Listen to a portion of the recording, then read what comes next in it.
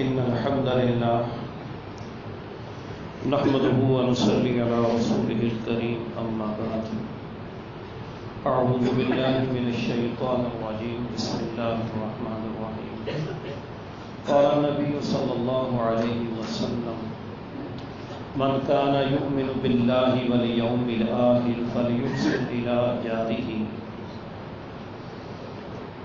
حضرات محترم نبی رحمت صلی اللہ علیہ وسلم نے فرمایا کہ جو شخص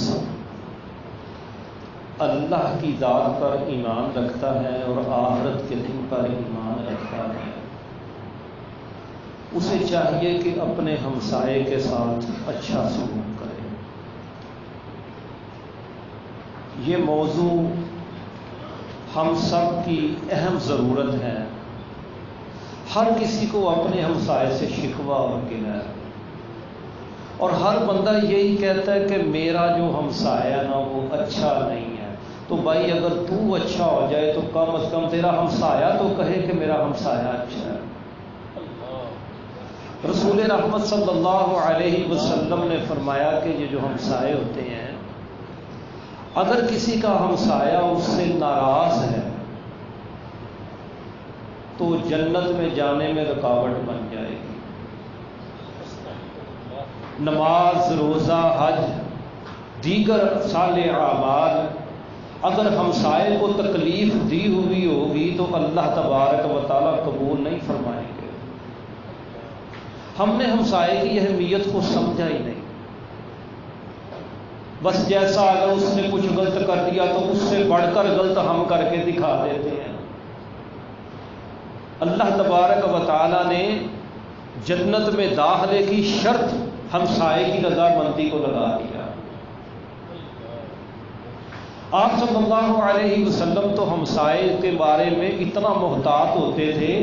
امی عائشہ صدیقہ رضی اللہ تعالیٰ عنہ فرماتی ہیں کہ آپ صلی اللہ علیہ وسلم فرماتے، عائشہ مجھے لگتا ہے کہ اب کی بار جب جبرائیل علیہ السلام وحی لے کر آئیں گے تو ہمسائے کو وراثت کا حقدار بنا جائیں گے.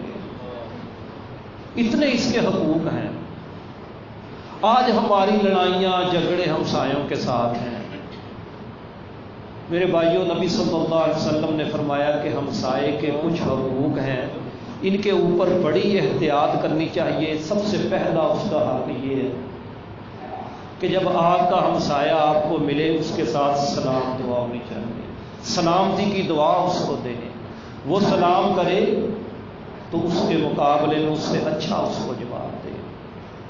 اگر وہ بیمار ہو جائے تو اس کی خبر گیری کے لیے اس کے ہاں جائے. یہ ہمسائے کا حق ہے.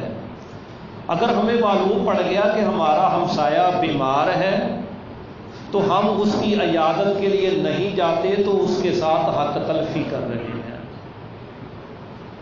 پھر فرمایا کہ اگر وہ فوت ہو جائے تو اس کے جنازے میں شرکت کرو.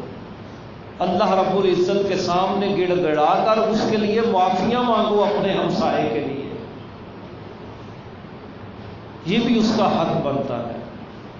پھر اگر ہمسایہ مالی طور پر کمزور ہے، اس کو کبھی کبھار کسی مال کی، چیز کی، پیسوں کی ضرورت پڑ جاتی ہے تو بطور ادھار اس کو دے دیا کرو. یہ اس کا حق بنتا ہے. ہم کاروبار کرتے ہیں دور دراز کے شہروں میں، ویپاریوں کے نیچے ہم نے 20-30 لاکھ روپیہ لگایا ہوتا ہے. ساتھ والا دکاندار بیچارہ کرائے پہ ہوتا ہے، اس کے پاس بجلی کا بل دینے کے پیسے نہیں ہوتے. ہم اس کا تماشا دیکھتے ہیں اور لوگوں کو بتاتے ہیں بس یہ اب چھوڑ جائے گا، مجھے مل جائے گی، لے لوں گا، 7 دیوار نکال لوں گا. تماشا لگاتے ہیں اس کا. رسول رحمت صلی اللہ علیہ وسلم نے فرمایا کہ ہمسایہ کمزور ہے، اس کے ساتھ مادی تعاون بھی کرو. اور اس سے بڑھ کر فرمایا کہ اگر تمہارا ہمسایہ انسان ہے، گناہ ہو جاتا ہے، غلطیاں ہو جاتی ہیں، اگر تمہارا ہمسایہ کوئی گناہ کا کام کر بیٹھے تو اس کے اوپر پردہ ڈالا کرو، اس کو نشر نہ کیا کرو. آج ہم تو ٹو لگا کر دیکھتے ہیں نا کہ دیکھو یہ ساتھ والی دکان پہ کیا ہو رہا ہے، یہ کیا دکھا رہا ہے، کیا دے رہا ہے. ساتھ والے گھر سے یہ اونچی سی آوازیں آ رہی ہیں، دیکھو کیا ہو رہا ہے. لڑائی جھگڑا ہو رہا ہے، پھر وہ باتیں ہم لوگوں میں بتا کر ان کو بدنام کرتے ہیں۔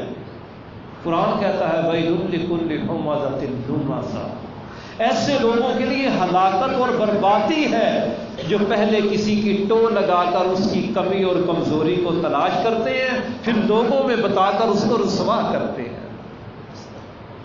آج ہمسایہ کے ساتھ یہی کر رہا ہے۔ اگر اس نے کوئی غلطی کر دی ہے تو چاہیے تو یہ کہ اس پر پردہ ڈالے، علیحدگی سے ہمدردی کے ساتھ اس کو سمجھائے بھائی یہ گناہ کا کام ہے، اللہ ناراض ہوتا ہے۔ یہ نہیں سمجھانا بلکہ اوروں کو بھی بتانا ہے کہ آؤ دیکھو یہ کیا ہو رہا ہے۔ اگر کسی ہمسایہ کو کمزور ہے، کوئی اس کی دکان پر لینے دینے والے آ گئی، کوئی آواز اونچی ہو گئی تو تماشا دیکھنے کے لیے ہم سارے اکٹھے ہو جاتے ہیں، نہ کہ ان کو سمجھانا چاہیے۔ پیار محبت سے معاملے کو رفع نہیں کرتے، تماشا لگاتے ہیں ہم ہمسایہ کا۔ اللہ کے نبی صلی اللہ علیہ وسلم نے سختی سے منع فرمایا ایسے معاملے کہ ہمسائے کے ساتھ اچھا سلوک کرو۔ پھر جب ہم اپنے گھروں کو بنائیں، اپنی دکانوں کو بنائیں، اپنی بلڈنگ کو بنائیں تو آپ صلی اللہ علیہ وسلم نے فرمایا کہ اپنی دیواروں کو اتنا اونچا مت اٹھاؤ کہ تمہارے ہمسائے کے گھر کی ہوا رک جائے۔ ہمسائے کے اتنے حقوق ہیں۔ اور جب تم اپنے گھروں میں کھانا پکاؤ تو تمہارے کھانے کی مہک تمہارے غریب ہمسائے کے گھر میں نہیں جانی چاہیے، اس کے بچے ترسیں گے۔ ہاں اگر ایسا ممکن نہیں کہ تم اس کی خوشبو کو، اس کی مہک کو روک سکو تو پھر یہ تو ممکن ہے کہ جب کھانا تیار ہو جائے تو تھوڑا سا کھانا اس غریب ہمسائے کے گھر میں بھیج دو کہ اس کے بچے بھی کھا لیں۔ آج ہمارے یہاں جناب جتنا مرضی اچھے سے اچھا کھانا پکے، کبھی غریب ہمسائے کا خیال ہی نہیں آیا۔ غریب ہمسائے کو دیکھ کے کہ یہ کچھ مانگ نہ لے دروازہ بند کر لیتے ہیں، پھل کھاتے ہیں تو چھن کے غریب ہمسائے کے دروازے کے آگے پھینک دیتے ہیں۔ کل قیامت کے دن اگر یہ غریب ہمسائے نے گریبان سے پکڑ کر اللہ کی عدالت میں کھڑا کر دیا تو کیا جواب ہوگا ہمارے سے؟ کہ مالک خود تو بڑا اچھا کھاتا تھا، اپنے بچوں کو بڑا اچھا پہناتا تھا، میرے بچے اس کے سامنے بھوکے پیاسے ہوتے تھے، ترستے ہوتے تھے، اس نے کبھی بھی میرے گھر میں کچھ نہیں بھیجا تھا۔ آپ صلی اللہ علیہ وسلم نے ایک روایت میں فرمایا کہ اگر تم خود بھی غریب آدمی ہو، تم بھی اگر مالی طور پر اتنے مستحکم نہیں ہو، تمہارے گھر میں بھی دال ہی پک رہی ہے، لیکن تجھے معلوم ہے کہ آپ کا ہمسایہ وہ آپ سے بھی کمزور ہے مالی طور پر، اس کے گھر میں آج دال بھی نہیں پک رہی، تو تم اپنی اس دال میں پانی زیادہ ڈال دو، اس کے شوربے کو زیادہ کر کے، تو جب وہ تیار ہو جائے تو تھوڑا سا سالن اس کے گھر میں بھیج دو تاکہ اس کے بچے بھوکے نہ رہیں۔ میرے بھائیوں، مجھ سے اور آپ سے کل قیامت کے دن ہمسایوں کے بارے میں پوچھا جائے، اس میں غفلت نہیں برتنی چاہیے۔ میرے گھر میں میرے بچے اچھا کھانا کھا کے سکون کی نیند سوئیں اور میرے ہمسائے کے بچے بھوک سے تڑپ رہے ہوں، اللہ کی قسم اللہ ناراض ہے۔ اللہ تعالیٰ یہ بات ہماری یہ باتیں قبول نہیں کریں گے۔ حج چاہے ہم نے ساتھ ساتھ کی ہو، پوری مسجد کی بلڈنگ بنوا دی ہو، جتنا مرضی صدقہ خیرات بار میں کرتے ہو، لیکن ہمسائے کا بچہ بھوکا ہے اور مجھے پتہ چل گیا کہ میرا ہمسایہ بھوکا سو رہا ہے، میں سکون کی نیند سوں گی، اللہ ناراض ہو جائے گا۔ اور اگر ہمسایہ بھی ہو، سگا بھائی بھی ہو، ایک گھر میں ہی رہتے ہوں، ایک اوپر ہے ایک نیچے ہے، ایک دوسرے کو دیکھنے کے روادار نہیں ہے، تو کیا بات ہے، اللہ تعالیٰ ناراض نہیں ہے؟ سگے بھائی آپس میں ہمسائے بھی ہیں، ایک گھر میں ہی رہتے ہیں، کئی سال تک آپس میں سلام دعا نہیں کرتے، نیچے کھانا اچھا پک رہا ہے تو وہ اوپر والے کو نہیں بھیج رہا، اوپر والا نیچے کو نہیں بھیج رہا، مسجد میں جب آ کے بیٹھتے ہیں تو کہتے ہیں قاری صاحب دعا کرو وہ کشمیر کے جو مظلوم ہے ان کی اللہ تعالیٰ آزادی کرا دے۔ بھائی کشمیریوں کے تو نے بھی دیکھا بھی نہیں، ملا بھی نہیں، ان کے لیے دعا کرا رہا ہے، جو سگا ماں باپ کا جایا اس کے ساتھ تو مل نہیں رہا، تیری دعا کیسے قبول ہوگی؟ میرے بھائیوں، جو ہمسائے ہیں، رشتہ دار بھی ہو، ہمسایہ بھی ہو، مسلمان بھی ہو، تو اس کے تو بہت زیادہ حقوق ہے۔ اگر ہمسایہ غیر مسلم بھی ہو تو اس کے بھی حقوق ہیں۔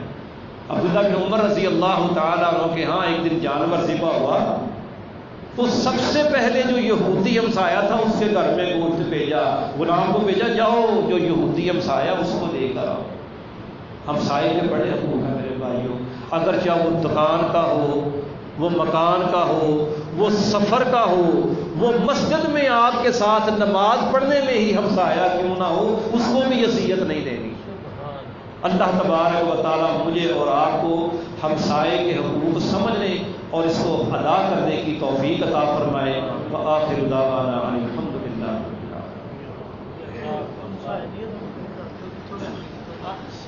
ہمسائے کی حدودی ایک روایت پتہ کہ 40,000 ادھر 40,000 ادھر، لیکن میں کہتا ہوں وہ تو ہے ہی، ہم جناب یہ 4 بھی اگر رکھ لینا تو یقین مانے کہ اللہ تعالیٰ کا بڑا احسان ہم پہ۔ پوری گلی تہاڈی ہمسائی ہے، پوری گلی ہے، پورا محلہ ہے۔ جزاک اللہ۔ سوال بڑا اچھا ہے جزاک اللہ خیر۔ 40 سبحان اللہ۔